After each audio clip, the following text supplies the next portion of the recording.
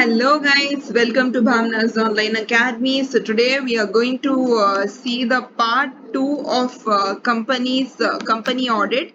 The part 1 has already been uploaded a few days back. So I'll just insert I button here. If you have not still seen that video, please make sure you go and see that video and come to this video so that you can have a better understanding of the topic. Yes.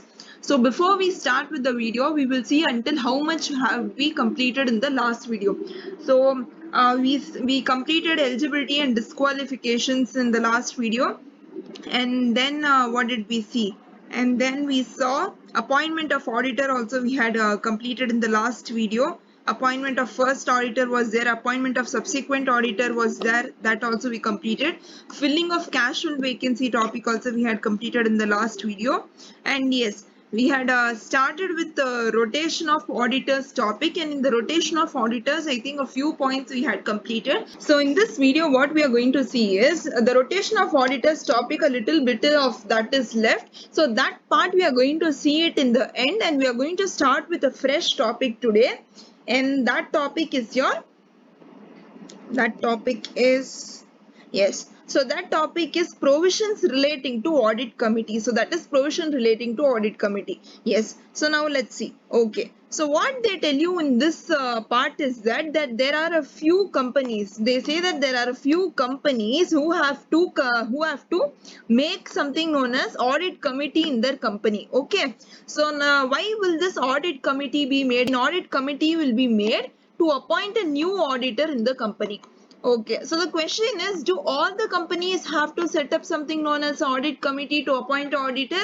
The answer is no. There are only a few companies which are required to set up audit committee to appoint auditor. So now we will see which companies have to set up this auditing committee, and also how this audit committee works is what we are going to see now. Yes. Okay, so here they tell you that a company is required to constitute an audit committee under section 177, and all appointments including the filling of casual vacancy will be done by them. Okay, so here in this diagram, in this diagram they have told you which companies will have to set up the audit committees. So I'll just give it a read. Okay, so these are things that there is no concept to explain it, so I'm just going to give it a read. So in this down below they tell you that in addition to listed public committees, the following class of companies should constitute an audit committee. That means first listed company must definitely set up an audit committee, and in addition to listed public companies, there are 3 other companies which they have specified that they have to set up an audit committee. So they have told all public companies with the paid up share capital of 10 crores or more has to set up an audit committee. All public companies having turnover. First point they told you paid up share capital. Here they tell you turnover of 100 crore rupees or more. And third point is all public companies having in aggregate outstanding loans or borrowings or debentures or deposits exceeding 50 crores or 50 crore rupees or more, they also have to set up this audit committee. Okay, so here they have told you manner and procedure of selection and appointment of auditors. So how will this audit committee help in the selection of auditors is what we are going to see. So we already told you that there are 2 types of company. One type of company which has to set an audit committee, and there is another type of company which does not have to set up an audit committee. So which does not have to set up an audit committee, what will happen is, so there is no audit committee, right? So who is going to appoint the auditor here? The board. So what the board will do is the board will choose a person who they think are eligible to be the auditor. Okay, and then the board will recommend it to their members, and their members will approve it. Okay, so in companies where there are no auditing committee, board will recommend the name of the auditor to the members and they will approve it. Okay, so this is what is important here, in companies which there are audit committees. So first what will happen is the audit committee will recommend a name to the board. So first they will recommend the name to the board of directors. So there may be 2 cases. The board of directors may be okay with the name, or the board of directors may not like. The audit committee is suggesting that auditor this board may not like. So if the board likes the auditor who the audit committee is suggesting, then they will tell that to the members and the members will approve it. Okay, so if suppose the board does not like the name of, I mean, the person who is going to come as auditor, what they will do is they will tell that to the auditing committee that no, we don't want to appoint this person as auditor.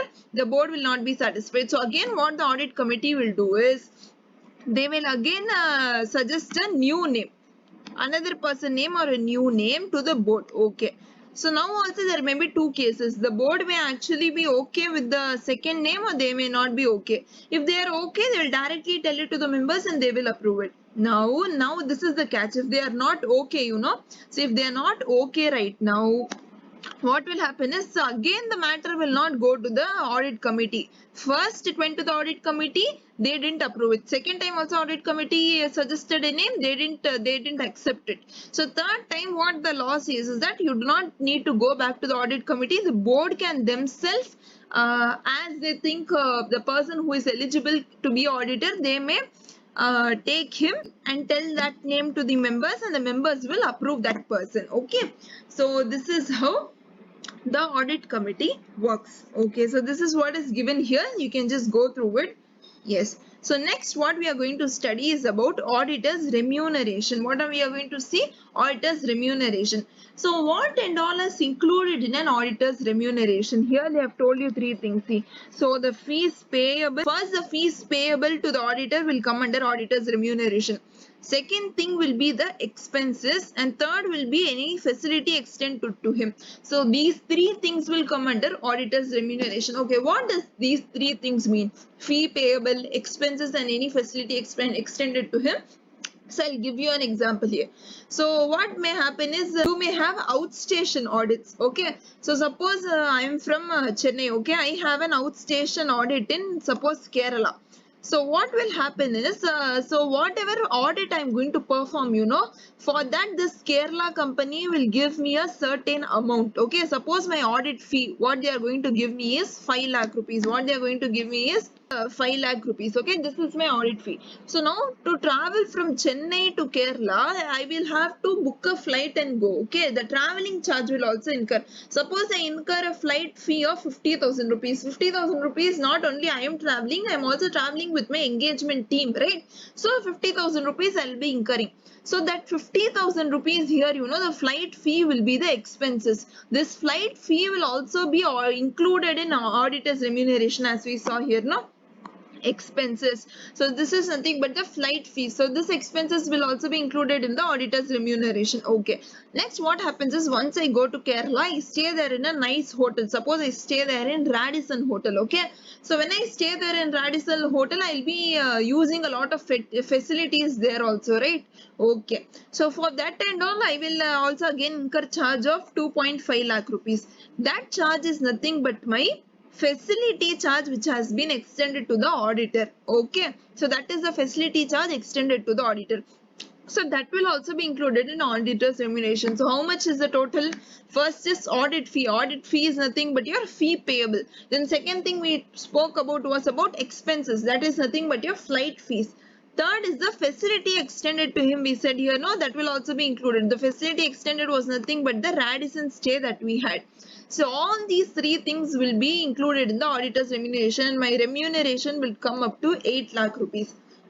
So here all the whole 8 lakh rupees will be paid by the Kerala company to me as my audit remuneration. I hope you understand the topic of auditor's remuneration. Okay. Next is removal of auditors. Next is removal of auditors. So what is this removal of auditors? So sometimes what may happen is, before the expiry of the term, that means before the audit tenure has come to an end itself, the company wants to remove the auditor. Before the auditor himself is going to expire by the term, the company wants to remove him. Okay, so there may be many reasons by which they want to remove him. Okay, that is not needed right here. So when we remove an auditor from our company before the expiry of the term of auditor, what will be the procedure is what we are going to see. So here the removal is happening by the company. Okay.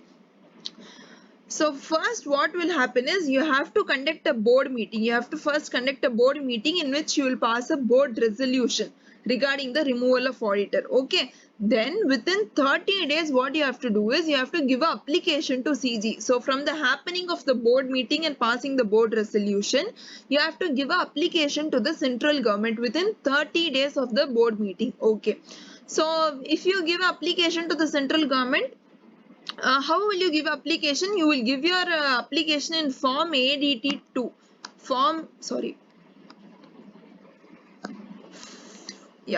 So you'll give it in form ADT2 and plus fees also you will send it as with the application to central government. Okay.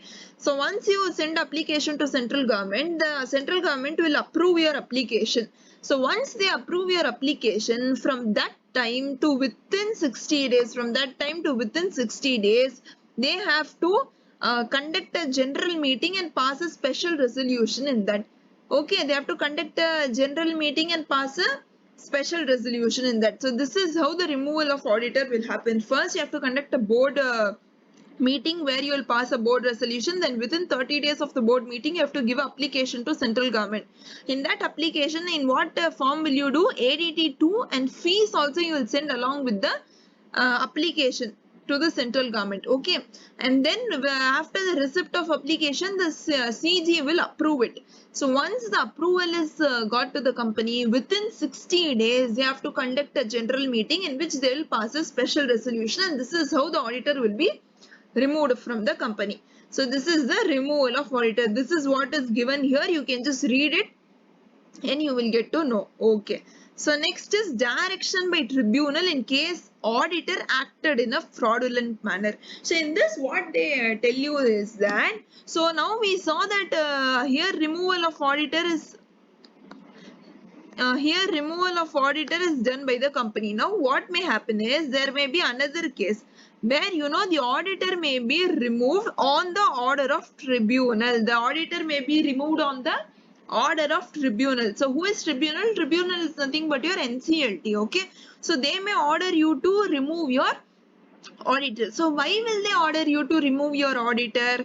So here we are going to see. Okay, so sometimes what may happen is that the NCLT is there. No, sometimes this NCLT, they may suo moto. Okay, suo moto means by themselves feel that the auditor has done fraud or is involved in fraud. So sometimes what may happen is NCLT suo moto, that means by themselves they will feel that the auditor has done some fraud or is involved in a fraud. So when they feel so, what they can do is they can direct the company to remove the auditor. So NCLT can direct the company to remove the auditor. So this was the first case. In this case, the NCLT themselves feel that the auditor has done some fraud or involved in fraud. There may be two other cases. One is application by central government and application by individual. So what may happen is central government is there. No? So central government, what central government will do is they will send application to NCLT. So they will send application to NCLT that this auditor has to be removed from this company. So either central government can send this application or an individual can send this application to NCLT. Okay, so if the central government or an individual send this application to NCLT also, and if NCLT feels, okay, application will be made by central government or individual, but the NCLT must be satisfied that the auditor has done some fraud or is involved in fraud, then NCLT will direct the company to remove the auditor. So here the auditor removal will not be done by NCLT. The company will only remove the auditor, but the direction of removing will be given by the NCLT. So here one point you have to notice. Here they have told you the application by the central government, tribunal is satisfied. That means that the central government has given application to the tribunal that they feel that there is some kind of a fraud happening, the auditor is doing some kind of a fraud. Then what the tribunal can do is, the tribunal, if he is satisfied, what he can do is he can make an order and remove the give direction to the company to remove the auditor. Okay, that within how many days they have to do? Within 15 days of receipt of such application. That means within if the application is made today, within 15 days NCLT has to take this action. Okay, NCLT has to take the action within 15 days of receipt from application by central government. For individual, they did not tell you any timeline. Only for central government, they have told you. Okay. Next point they tell you that, so if the auditor, if he is found guilty, he must to have some penalty. So what is the penalty that he'll be having is, first is he'll not be eligible to be appointed as an auditor. He will not be eligible to be appointed as an auditor for a period of 5 years from the date of passing further order. So what will happen is, NCLT is going to pass an order, right? NCLT will pass an order to remove the auditor from the company. So from the date of passing of such order until for the next 5 years, the auditor cannot audit anywhere. The audit cannot be eligible to be auditor, appointed as an auditor at all. So he cannot audit anywhere. That is the first penalty for the auditor.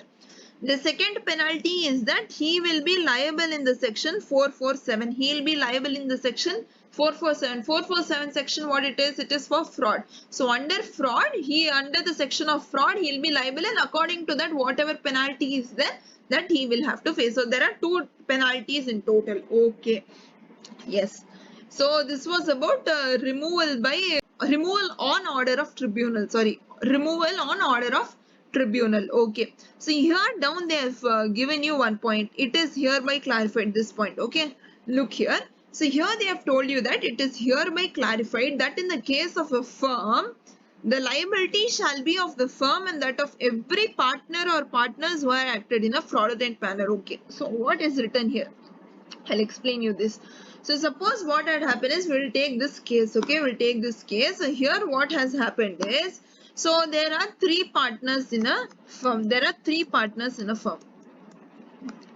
Okay. So this is a audit firm. Okay, so this is the audit firm. So this audit firm, they go and audit a company. They go and audit a company. Here what happens is, this one partner is there. No, this one partner has actually gone to US for vacation. He has all gone to US for vacation. Okay. So now he has gone to US for vacation. So what happens is, these 2 partners, this audit firm is actually appointed as a auditor for this company. They are appointed as an auditor to this company. So now since he is unavailable, this partner is unavailable, these 2 partners go and audit the company. These 2 partners go and audit the company. But what happens is, while auditing, they do some kind of a fraud. Okay, so they do some kind of a fraud and they are found guilty. They do some kind of a fraud and they are found guilty. Here what the question is that, will this partner who was gone on a vacation, will this partner who has gone on a vacation will also be liable? Okay, so what the act actually says is that, when a fraud is done, okay, so when a fraud is done, the audit firm will be held liable. The audit firm will be held liable. Okay, so here you can see the liability shall be of the firm. So here they tell you the liability shall be of the firm. So whenever a fraud happens, the liability shall be of a firm. So if the liability is there of a firm, in this firm, there are actually 3 partners. There are 3 partners, partner 1, partner 2 and partner 3. Okay, so there are 3 partners. The question here is that, will all the 3 partners be liable or not? Will all the 3 partners will be liable or not? The answer is that the 3rd partner who is there, he will not be liable. The 3rd partner, he will not be liable. Why will he not be liable is that, so here they have given you another point down, that every partner who has acted in a fraudulent manner will only be liable. So here these both partners have only acted in a fraudulent manner, right? So only these 2 partners will be held liable. Whereas the 3rd partner, if he didn't knew about any fraud that was going to happen or anything like that, because he had gone on a US vacation, he will not be held liable. So he will not be held liable. Here the audit firm shall be held liable, and every partner who was involved in the fraud will only be held liable. The partner who was not guilty of this crime, he will not be held liable. Okay guys, so that is what is written here. I hope you have understood this. Next, what topic? So next topic is appointment of auditor other than retiring auditor. Appointment of auditor other than retiring auditor. So here what will happen is, suppose there is a auditor already. Okay, this auditor is going to be retired. This auditor is going to be retired. Now the company has to again appoint an auditor. So when they again appoint an auditor, will they be appointing the retired auditor or a new auditor is completely the company's choice. So what the company chooses is that we don't want to appoint the retiring auditor. Who we want to appoint is the new auditor. We want to appoint a new auditor. So in such case, what will we do? Okay, so that is what is the topic, appointment of auditor other than retiring auditor. That means a new auditor is going to be appointed other than a retiring auditor. The one person who is going to get retired from the company, he was already the auditor of the company. Okay, he is now going to get retired. It is the company's option whether they want to appoint him again or not. But the company decide that they do not want to appoint the retiring auditor. They want to appoint an auditor other than retiring auditor. Okay. So in that case, what they have to do, that procedure, procedure to appoint the auditor other than a retiring auditor is what told here. Okay, now let's see the procedure. So first what they tell is that, so a special notice shall be required to be given by some members to the company 14 days prior to the AGM.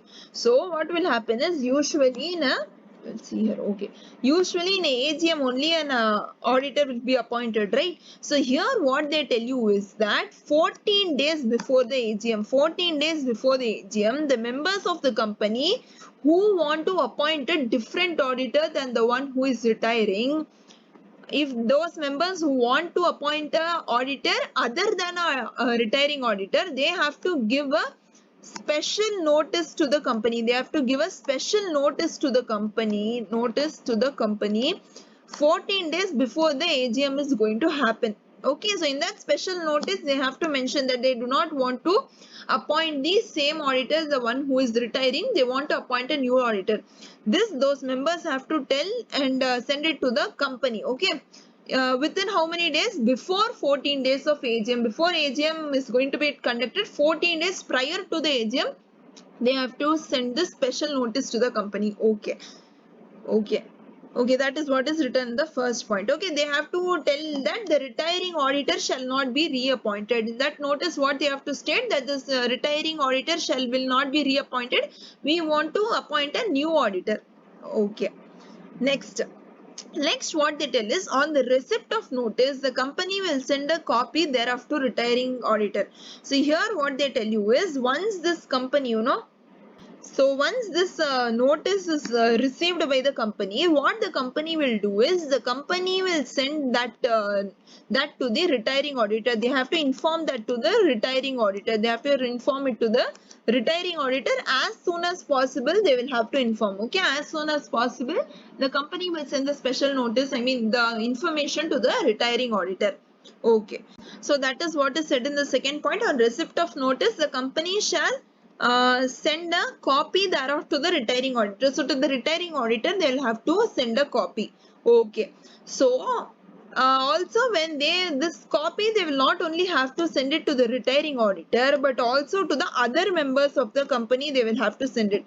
Okay, to the other members of the company, they will have to send it the special notice that the few members do not want to appoint the retiring auditor. So I'll again just give you a quick recap of the process. So here what will happen is, there will be some members who do not want to reappoint the retiring auditor. So what they will tell is, they'll have to send a special notice to the company 14 days prior to the AGM. Okay, so here what will happen is, once the company has received the special notice, as soon as possible, they have to send the notice copy. They have to send the notice copy to the retiring auditor, and 7 days prior to the AGM, 7 days prior to the AGM, they will have to send that copy to the other members of the company. That is minimum 7 days prior to the AGM. Okay, so 7 days prior to the AGM, they have to send that copy to the other members of the company. Okay, so here what they tell you is, retiring auditor is there, in the third point. See, in the third point, retiring auditors makes a representation in writing to the company, request is notification to members of the company. So what will happen here is that, so once the copy has been sent to the retiring auditor, he has to give some justification. So he has to give some kind of a justification. So now he has to give a justification. How will he give that? He will give a representation from his side.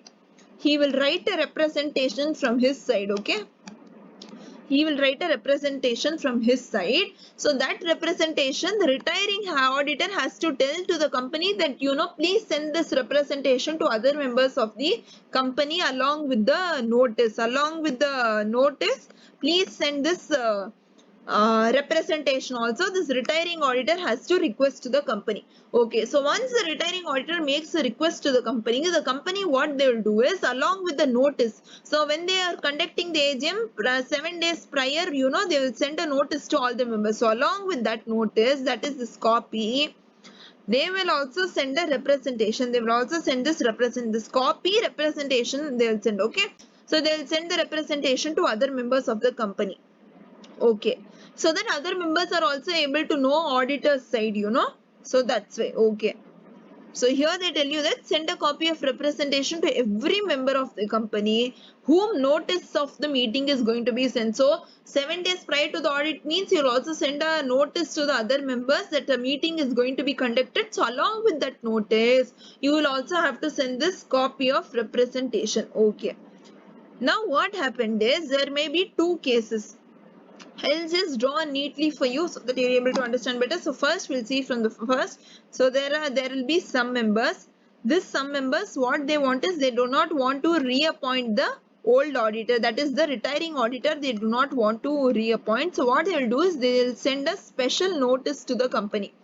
They'll send a special notice to the company, and there is a time limit here. This special notice they will have to send 14 days. 14 days prior to the AGM, they will have to send it to the company. Okay, so 14 days prior to the AGM, they will have to send a special notice to the company stating that they do not want to reappoint the retiring auditor. Okay, so what this company will do is, this company will have to send the copy of special notice to the retiring auditor, Okay, so to the retiring auditor, they have to send as soon as possible. So as soon as possible, they have to send this copy to the retiring auditor. Okay, so along with this, what they have to do is, what will happen is, retiring auditor, so what will they do? Retiring auditor will give a representation from his side. Retiring auditor will give a representation from his side. Okay, and what this retiring auditor will tell you is that, you know, this representation is there, you know, this, please, they will request to the company. What they'll do is, they'll request to the company that, please, along with the notice which you are going to send. What notice is the company going to send? That I already told you, 14 days prior to the AGM. That means there is an AGM that is going to be conducted. So AGM is going to be conducted. So in this AGM, for this AGM, the company is going to send a notice to all the members of the company that there is an AGM that is going to be conducted, right? So along with this notice which you are going to send to all the members, please send my representation also. He will request them. Okay, so what the company will do is, so along with the notice, they will also send this representation to all the members of the company. Okay, so what sometimes may happen is, so this notice, you know, so what is the time limit for this notice is 7 days prior to the AGM, they have to send it. 7 days prior to the AGM, they have to send it to all the members. Now suppose what happens is, they have already sent the notice, and what happens is, actually the retiring auditor is there, you know, this person has delayed to send the representation. That means the notice has already been sent. After that only the representation was received by the company. So now they cannot send it along with the notice, right? Because notice has been already sent. So in such case, what will happen is, they have told here, see.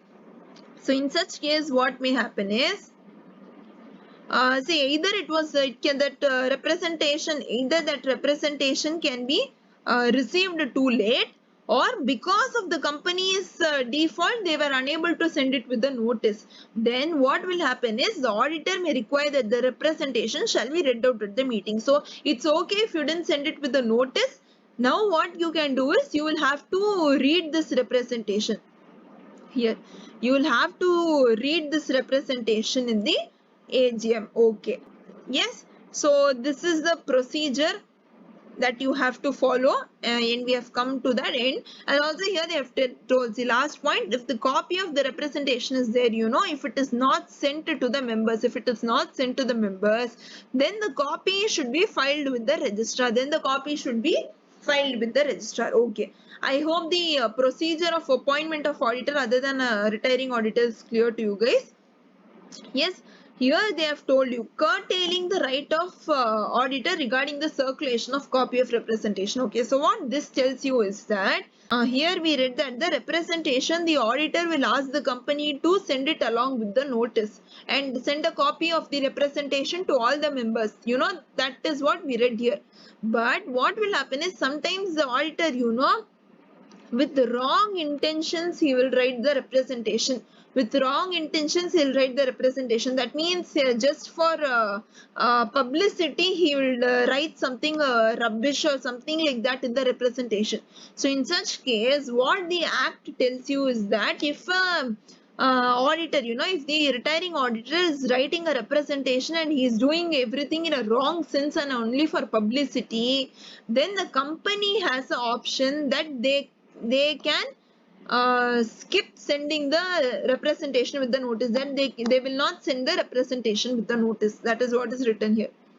Curtailing the right of auditor regarding circulation of copy of representation. So here see, if the tribunal is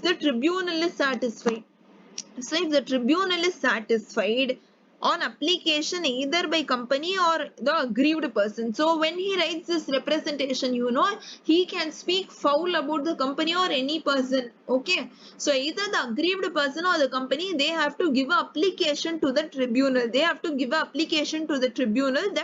that they are being abused by the auditor, So in such case of the tribunal, if they are satisfied, then what will happen is the copy of the representation may not be sent.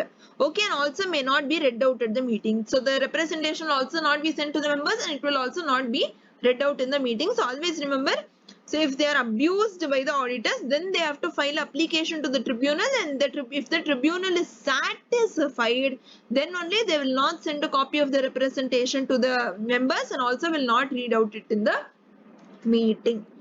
Okay, so this was about appointment of auditor other than retiring auditor. Okay guys, so next what we have is the ceiling on number of auditors.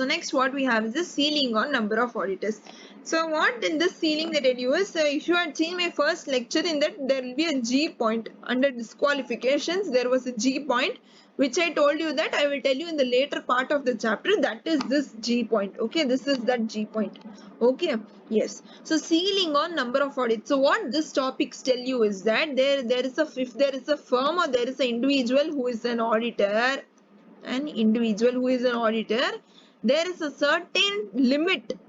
Okay, there is a ceiling, that is there is a certain limit on the number of audits that they can accept. Okay, so what is that limit is what we are going to see here. So what they tell you is, a person who is in full-time employment elsewhere, or a person or a partner of the firm, okay, so that partner who is holding an appointment as an auditor, he can audit only 20 companies at a time. If if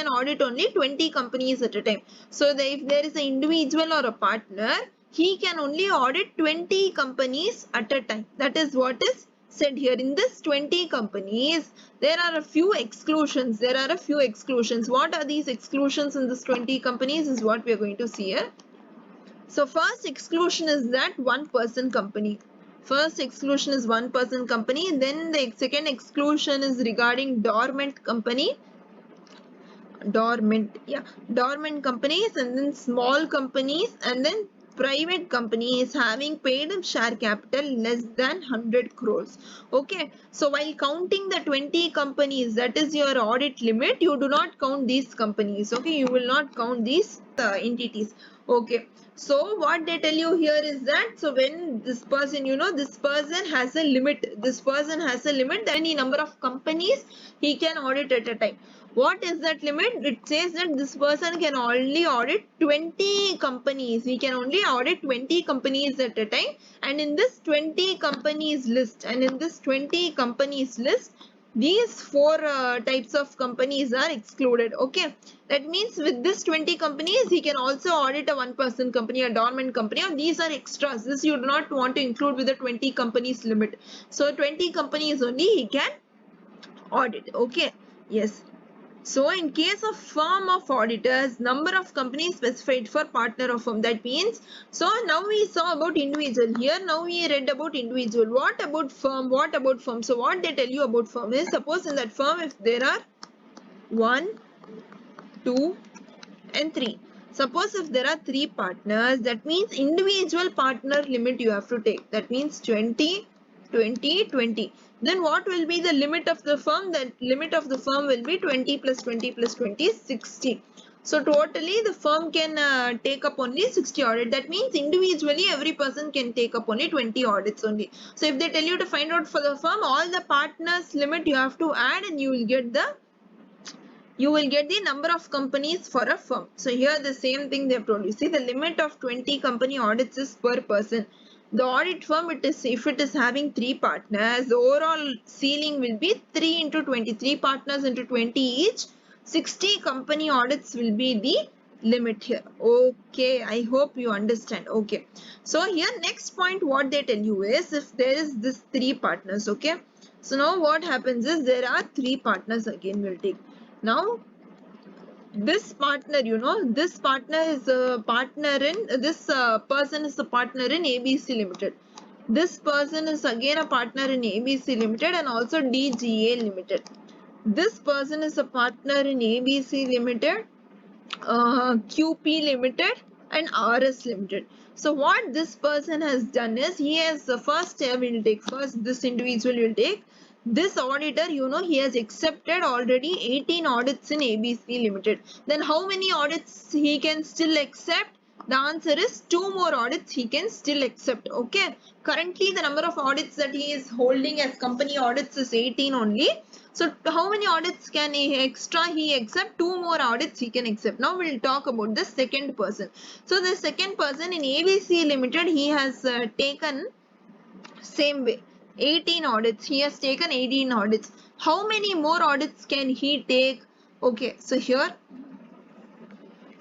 now we'll talk about the second person. So here what he has done is, this person, he has taken up 18 company audits in ABC Limited and 2 company audits in DGA Limited. Okay, so now the question is, how many more audits can he take? The answer is, he cannot take any more company audits because already he has taken up 20 audits. So this 20 audits for per firm it will not apply. For an individual only it will apply. For individual only that applies. That means the individual can only maximum take up 20 audit. It can be taken in a single firm itself, or it can be divided and taken in 2 firms. So anything like that. Okay. So 20 firm is the maximum limit. Okay. Next is this third person. What happens is, in ABC Limited he had taken up 15 audits. In QP Limited he had taken 5 audits. So in RS Limited, how many more audits can he take? So what did I tell you? Here you should not say 20 in RS Limited. The answer will be wrong. You have to see at an individual level that the single individual can only take 20 audits.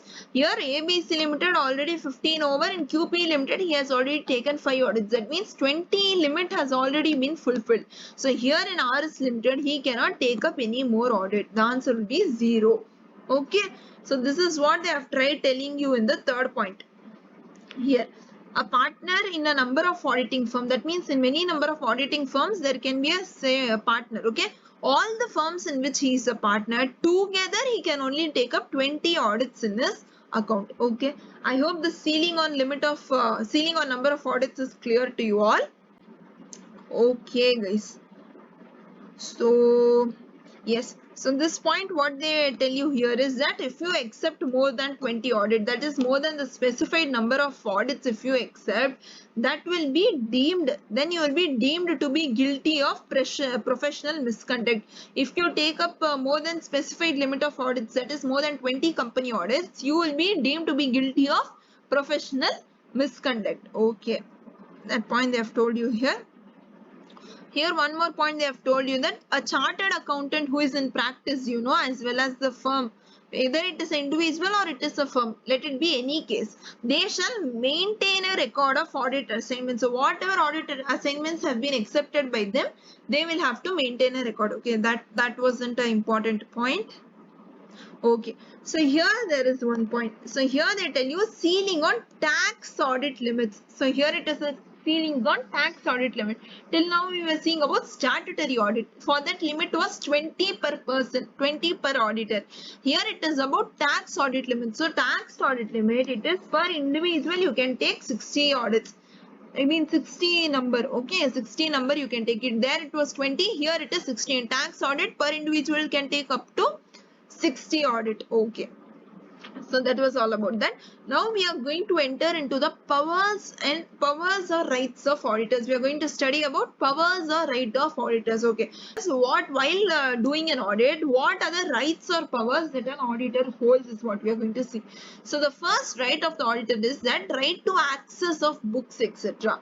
That means first we will read whatever content is written here and then I'll explain you. Okay, so here they tell you at all times, that at all times here means 24/7, not only business hours but all times.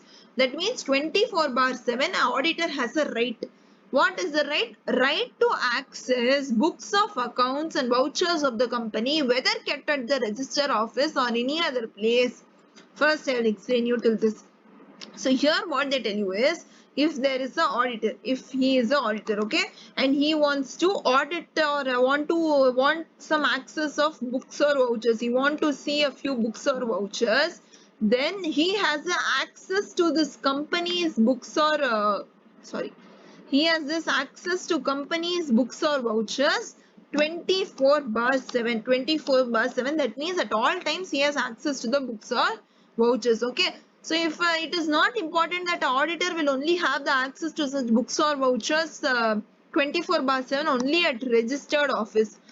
Even if he wants to access the books or vouchers which are kept at the branch office, even though he is not a branch auditor, it is still okay. He can still go and have access to the branch office books or vouchers, and also registered office one. Okay, that is what is said here, whether kept at the registered office or at any other place. Any other place means kept at the branch. Okay, so at the registered office or at any other place, the auditor will have the access for the books and vouchers 24/7. Okay, and they have told you, and he is entitled to require from the officers of the company such information and explanation as he may consider necessary for the performance and audit.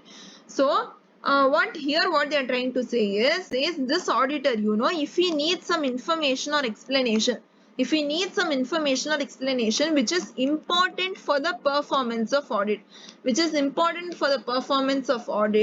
then such information or explanation he can ask from the officers of the company. He can go and ask from the officers of the company, and the officers of the companies are entitled to give the information. That means definitely they'll have to give the information whatever is asked by the auditor. Okay, so the auditor, remember one point here, only the matters which are important for the performance of audit only he has to ask. He is going, what is it tea price today, what is the gold price today, something around he cannot ask. For that these officers will not be obliged to answer him. Okay, only what is important for the performance of audit, if he asks that to the officers, that officers will be entitled to answer it. Okay, so the right is that was the right of access to books. Here they have given you what is books here and vouchers, that definition you can go through. Okay, here they have told you, see, the right to access is not limited to those books and records maintained in the registered office or head office. The right also extends to branch records, that we have already read, that we have already read here. Okay, so the next right what we are going to study is the right to obtain information and explanation from officers. So we had already studied, when we were just starting with the chapter, I mean in this lecture only, that whenever the auditor is going to ask any information or explanation from the officers, they are entitled to give it if it is important for the performance of duties of the auditor. We just read it a little while back, right? So that is what is given here. So the auditor can obtain the information or explanation from the officer if it is necessary for the performance of his duty. This I have already explained. Okay. Absence of such power, the auditor may not be able to obtain details. If this power is not given to him, the auditor will not be able to obtain the details at all. Okay. If he is not be able to obtain the details which he wants, then that will be a limitation while he is doing the audit. Okay. So it is for the auditor to decide the matters in respect of which information explanation are required by him. So for whatever matters, that means for whatever matter regarding he asks information or explanation, that will only be given to him. So he has to, only the auditor only has to decide on which matters he wants the information explanation. Okay. Here they have told you that if the auditor is not provided the information which is required by him or denied the access to books of accounts, then his only remedy will be that he has to report it to the members. Okay. So if suppose he had asked for some information from the officers and the officers denied to give it, and he wanted access to some books for the performance of his duties, and that access to book is also not given to us, then what can the auditor do? What will be his remedy? So here they tell you that his only remedy will be that he has to give a report to the members that he was not able to obtain all the information explanation he was required for the performance of his duties, which was necessary for the performance of his duties. He was unable to get them. So that is only remedy that he has in respect to if he didn't get what he wants. Okay, so that was the right to obtain information explanation from offices. The next thing what we are going to study is right to receive notices and attend general meeting. Right to receive notices and attend general meeting. Okay, so here they tell you that auditor is entitled to attend any general meeting. What does any general meeting, this word any, what does this word any general meeting refer here? Any general meeting refers that any general meeting means it can be either AGM or EGM. It can be either AGM or EGM. Okay. So any general meeting he can attend, but this right is not for attending a board meeting. Here they have only told you as any general meeting. Okay. Any general meeting means AGM or EGM, the auditor can attend. He has the right to receive the notice and attend the general meeting, that may be AGM or EGM. Okay. Here, next point they tell you that he also has the right to receive all the notices and other communication relating to the general meeting. That means if a general meeting is going to happen, the notice related to it also the auditor has a right to receive. Okay, which the members are entitled to receive. The notice which the members are entitled to receive, that auditor will also be entitled to receive. Okay, and the auditor also has a right to be heard at any general meeting. He has also the right to be heard at any general meeting. That means he can speak in any general meeting. But can in all matters will he be able to allowed to speak? Will he be able to allow? Sorry, but will he be allowed to speak in all the matters? The answer is no. Only the matters which concern them as auditors. Only the matters which concern to auditor. Only the matters which are to concern of auditors, the auditor can speak on such matters and he will have the right to be heard on such matters. On all the matters he cannot speak. Okay, only the matters which concern him as auditor. Okay, so next they have told you that all notices and other communication related to the general meeting shall be forwarded to the auditor. That we already read. Okay, and the auditor shall, unless otherwise exempted from the company. So here before I read this, I'll just tell you what is written here. So here we told you that the auditor, this auditor has the right to receive the notice of the general meeting, and he has the right to attend the general meeting. And in the general meeting, whatever matters are there concerned to him, he has a right to be heard on such matters. That means he can speak on such matters. Okay. So here this attending, we said, we spoke about the attending part here. This attending of meeting by auditor, is it the choice of the auditor? Is it the choice of the auditor to attend the meeting or not? The answer is no. It is not the choice of the auditor whether he wants to attend the meeting or not. Whether or not he wants to attend the meeting, he has to attend the meeting. He has to attend the meeting. It is compulsory that an auditor has to attend a meeting for which the notice has been received. That is what they have told here. See, the auditor shall, unless otherwise exempted by the company, unless otherwise you have been exempted by the company, you will definitely have to attend the meeting. Attend either by himself, he can attend the meeting, or through his authorized representative, he can make him attend the meeting. His authorized representative, either him or his representative can attend the meeting. This representative must be a qualified representative. That means he must also be a CA plus COP degree holder. That means CA, Chartered Accountant plus Certificate of Practice, this representative must also have. Then only he will be eligible to attend the meeting. Who shall also be qualified to be an auditor. Qualified to be an auditor means the first point. Qualified to be an auditor means he must have the CA plus COP degree. And then what they tell you is that any general meeting, and that means they have to attend any general meeting and shall have the right to be heard at such meeting on any part of the business which concern him as auditor. That we have already that we have already read here. Here the extra point was about the representative, and that he shall attend every general meeting even though he wants to attend it or not. That point we read in this. Okay. So however, it is the duty of the auditor. Okay, it is not only his right but also his duty to attend the general meeting, to attend the same or through his authorized representative unless otherwise exempted. I already explained this. Okay. So it is not only his right, it is also his duty that he has to attend the general meeting either by himself or through his authorized representative. Unless otherwise he is exempted, he has to definitely attend it. Okay. So this was a third right to receive notice and attend general meeting. Okay. So what is the fourth right? The next right, what it tells you is the right to report to the members. So an auditor has the right to report to the members. So what and all he can report to the members is what we are going to study. For that only I have made a mnemonic here. Also guys, there are a lot of mnemonics because this chapter is very vast. All the topics you will not be able to remember if you just study once. You need to have some kind of mnemonics to remember it. If you need a few short ways or mnemonics to remember these, I've made a few for I've made a few for a few topics. So if you want them, I'll make a separate video on it. I'll not talk about in this video. In this video, I'll explain you all the concepts. So if you want to know the technique of how to remember, or if you need mnemonics for this chapter, please do comment down below. I'll make sure that I'll make a video on it. Yes. So here they talk about the right to report to the members. So they talk about the right of the auditor. They talk about the right of the auditor to report to the members.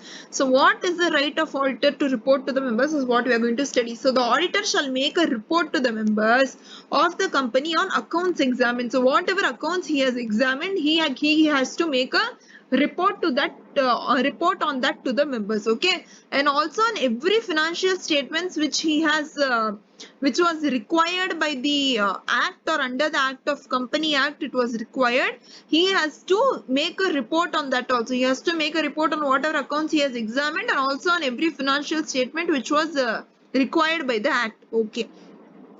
Then he has to make a report that the accounting and auditing standards which were required to be which were required to be followed by the company, whether they have been followed by the company or not. Okay. So they have to be included in the audit report. Okay. And to the best of the auditor's information and knowledge, the said accounts, the financial statements, give a true and fair view of the state of company's affairs. That whether the financial statements give a true and fair view, also according to the best of the auditor's knowledge and information, he has to give a report. Okay. So that was the report, right to report to members. Okay. Next is right to lien. What is right to lien? It says that auditor can exercise lien on books and documents placed at his possession by the client for non-payment of fees for work done on books and accounts. Okay, what does this say? So what happens is, sometimes what may happen is this. Suppose this is our auditor. This is our innocent auditor. This is our innocent auditor. Okay, and here this is the person who, this is the company. Suppose this is the company and this is the company. We'll take out this person. This is the company and this is our auditor. This is the company. The company is a devil company. What they did was this auditor did the audit of the company. The auditor did the audit of the company, but the company for which this auditor had audited, this company did not pay them the fees. They did not pay them the fees. In such case, what can such auditor do? In such case, what will be the right of the auditor is what we are going to see. On the time of non-payment of the fees, what this auditor can do is what is written here.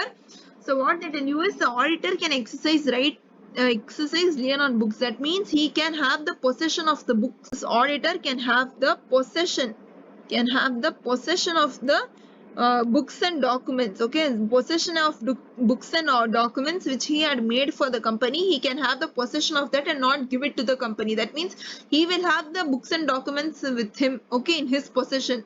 In his possession, this auditor will have and will not give to the company. Okay, why will it not give to the company? So here it is written, see, auditor can exercise lien. Lien means he can have the possession of the books and documents placed at his possession by the client for non-payment of fees. For the non-payment of fees, he can do this for the work done on the books of documents. Okay, so whatever work, if only he has done the work on such books and documents, he can have the possession and ask for money from the company. Okay, but if he has not done the work on this books and documents and he is taking away some other books and documents of the company, then that is wrong. Only on the books and documents that the auditor has worked upon, he can have at his possession and ask the fees from the company. Okay, so what they tell is, what are the documents which are retained, okay, which are retained by the auditor. Whatever documents are retained by the auditor, that must first belong to the client who owes the money. This auditor must not go to some other client. Okay, this client, this company, they are very good company. They have already paid the fees to the auditor, but still what this auditor does is he goes to the company and takes away their books of accounts and documents. That he should not do. Okay, only he must take the documents, he must only retain the documents of those company or of those client who owes money to the auditor, okay. And the documents must have come to the possession to the auditor on authority of the client. On authority of the client means what it tries to say is the documents which are retained by the auditor, that documents, how will it come to the auditor? It must not come through any illegal or irregular. That means you must not go to the company, show everybody a pistol and get away with the books or documents. Okay, like that irregular or illegal means you must not try to get the possession of books and documents. Okay, so it must be done on the authority of the client only. Okay, so in the case of company clients, if your client is a company, then your books must have come into your possession through the authority of the board of directors. The board of directors authority you will have, and you will take and you will keep the books in your possession. Okay, the auditor can retain the documents only if the work has been done by him on the documents. That means what it says is that if you have the documents, if you have retained the documents, it must be important that you have done some work on the books or documents. You have not done any work. Some other person has done other work on the books and documents, and still you have retained it with yourself. That is wrong. That you should not do. Documents must be retained which are connected with the work on which fees have not been paid. Okay, so here what they try to tell you is 4 points. I'll just sum it up. Here, first point, what they tell you is whatever documents you have retained, that documents must be of the client which have to give you money. The client which have to give you money, his books and documents only you can retain. Second point they tell you is that whatever documents that you have got into your possession, you must not get it through illegal or irregular means. Okay. Third, they tell you is that whatever documents which you have, in that documents, the auditor must have done some work. Okay. Now, if the auditor has done work on the documents which are retained only, he can have the documents with him. Fourth is that the documents which you have retained, in that document only you would have done work, and for that work only you must receive money. That means if you have 3 documents which you have made, in that for 2 documents the company has already paid money, and for 1 document only they have not paid money. That means you can only have in retention this 1 document only. For the documents which they have already paid money, you must not retain. Only for the documents which they have not paid money only you can retain.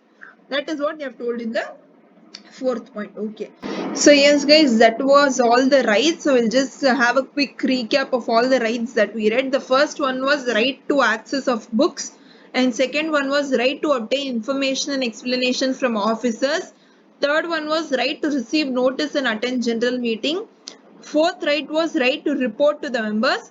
Fifth right was right to lien. Okay, all the 5 rights we have seen, and now we are going to see the duties of the auditor. Now we are going to see the duties of the auditor. So first duty is duty of auditor to inquire on certain matters. That means when an auditor goes to the company to audit it, he can inquire on certain matters. So what are the inquiry that he has to make? It is his duty. Okay, it is not his wish. Always remember, it is duties of auditors. It is must that he follows it. So on what and all matters does the auditor has to make an inquiry on?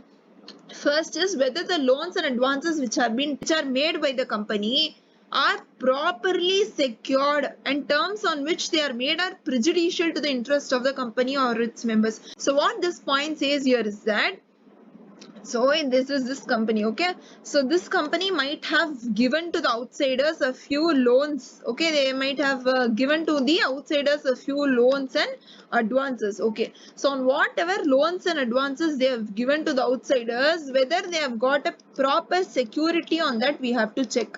Whether they have got a proper security on that, we have to check. And the second thing what we have to check is that on whatever terms this loans and advances has been given, that terms whether they are in interest of the shareholders and companies, we have to check. That means they must be beneficial to the shareholders and company. Second, what they say here is whatever transaction that you have that the company has made represented merely by book entries. That means whatever transactions that you have that the company has made, whether they are merely book entries or actually in real life has such transaction happened, you have to check. That is one inquiry you have to make. Okay, third point what they tell you is their company not being an investment company or banking company. So any company other than an investment company or a banking company, what they have to check in such company, if you go to audit, what the auditor has to check is that the shares, debentures and other securities, if they have been sold at a price less than what they have been purchased by the company. So if this is a company, this company is not an investment company or it is not a banking company, it is some other company only. Okay, it is some other company only. If this company has sold, what it has sold either shares, debentures or any other securities, you have to check if they have sold it at a price lesser than the purchase price. Why will somebody sell at a price which is lesser than the purchase price? That will be a loss to the company only, right? So the auditor has to check whether the company has sold any of their shares, debentures or securities at a price lesser than the purchase price. They have to check that. The auditor has to check. Next, what they tell here is that whether the loans and advances made by the company are shown as deposits.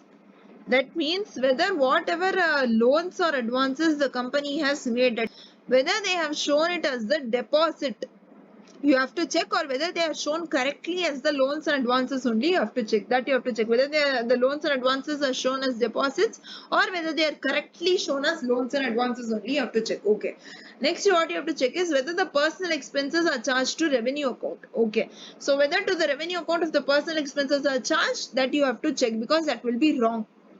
Okay, you have to check whether it is. Next what you have to check is whether it is stated in the books and documents of the company that any shares, if there are any shares that have been allotted for cash, if there are any shares that have been allotted for cash by the company, whether the cash related to such share have been received, you have to check. Okay, that means for the allotted number, whether the cash has been received or not, you have to check. And if no cash is received, then in such case, what is the position stated in the accounts book and balance sheet regarding the not receivement of cash? You have to check whether the statement or position which is shown in the account books and balance sheet, whether this is correct, regular and not misleading. So I'll just explain it once again. So this is a company. So the company may have allotted shares. They may have allotted this shares in cash to the shareholders. So in such case, they have to see whether the shareholders have paid the cash to the company, whether the cash has been received by the company on such allotment. The auditor has to check. If it has not been received, then in such case, what in books of accounts or in financial statements or balance sheet, what is the position shown of such shares, you have to check. You have to check whether it is correct, regular and not misleading. Okay. Yes. So that was about the first duty during duty of auditor to inquire on certain matters. So on all these matters, the auditor has to inquire. That is his duty. So second duty is duty to sign the audit report. That all of us know that it is the auditor's duty to sign the auditor report. Whichever person is appointed as auditor to the company, he shall only sign the auditor's report. Okay, he shall only sign the auditor's report or certify any other document of the company. Okay, that auditor who is appointed as an auditor only can sign the auditor's report and certify the document of the company. Okay.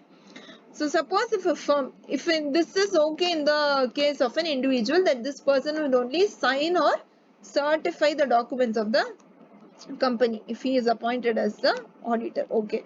In case of a firm, in such case, if a firm is appointed as an auditor, if suppose a firm is appointed as an auditor in which there are a few partners, in such case, what will happen is the partners who are chartered accountants, that means the partners who are eligible, that means the partners who have CA plus COP degree, who are eligible to be called as an auditor, they are only authorized to act and sign on behalf of the firm. So only these people can act or sign, act and sign on behalf of the firm. This, when I took the first part itself, the first few points I told you this only, that there may be many types of partners in a firm. Few partners may be lawyers, few partners might be just CA and they may not have a CA plus COP degree. In such case, all these partners will not be eligible to act and sign. Only the partners who have CA plus COP degree will be authorized to act and sign on behalf of the firm. That is the second point. And the third point, what they say is that the qualifications, observations, and comments on financial transactions have any adverse effect in the auditor's report shall be read before the company in the general meeting. So once you sign the audit report, in that audit report, if you have made some qualification, that means you have not given a true and fair view, or there is some kind of observation or a comment that you have made as an auditor, that will have an adverse effect, that will have a very bad adverse effect in the auditor's report, then such adverse effect or the qualifications or observation or whatever it is that are related to that matter, you have to read that before the company in the general meeting. So whenever the general meeting is held, that auditor report you have to read it before the company. Okay, so that is what is told in the third point. So that was the second duty to sign audit report. Now we are going to see the third duty. Duty is a duty to comply with accounting standards. So this is simple, that whenever an auditor is auditing, he has to comply with the auditing standards. So whatever auditing standards, why are auditing standards there at the first place? They are the guide to for an auditor as to how to audit. So you have to comply with that auditing standards and do the audit. So the next is duty to report. In duty to report, they have told that auditor report shall also state. So what and all should an auditor report state is what we are going to report here. Read here.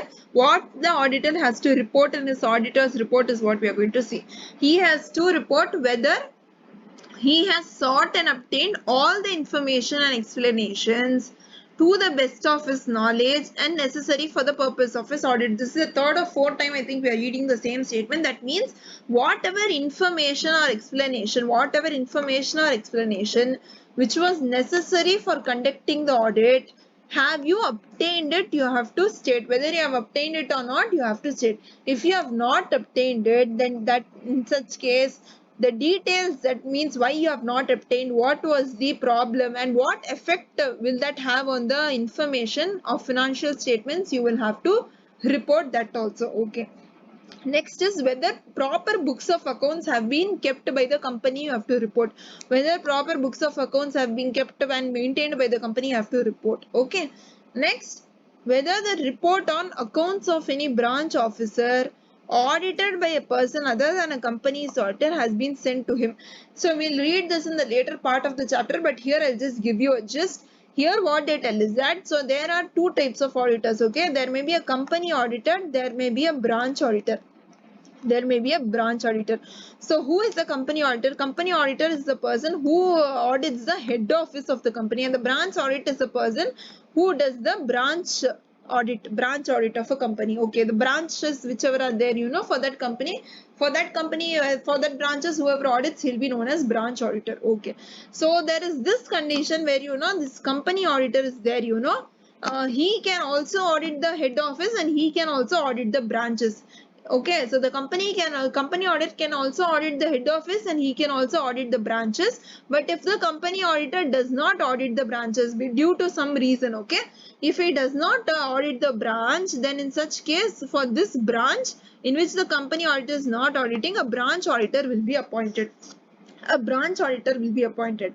So what will happen is, whenever you do a branch audit, whenever this branch auditor does a branch audit, he will make a report, right? He will make a report regarding the branch. This report, when it is made, it has to be sent to the company auditor. This report which have been made by the branch auditor has to be sent to the company auditor. Okay, that is what is written here. Whether it has been sent or not, you have to check. Okay, and this information, the company auditor has to take in consideration this information which has been received by him while he is drafting his conclusion, or while he is preparing the report. Okay, so what is told here, the report on the accounts of branch office. So whatever regarding the branch office, so related to this branch office, whatever accounts are there, if it has been audited by a person other than company's auditor, a person other than company auditor means if it has been audited by a branch auditor, then in such case,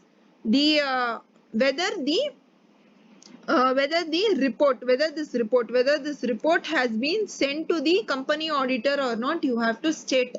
And if it has been sent, in what manner it has been dealt while preparing his report.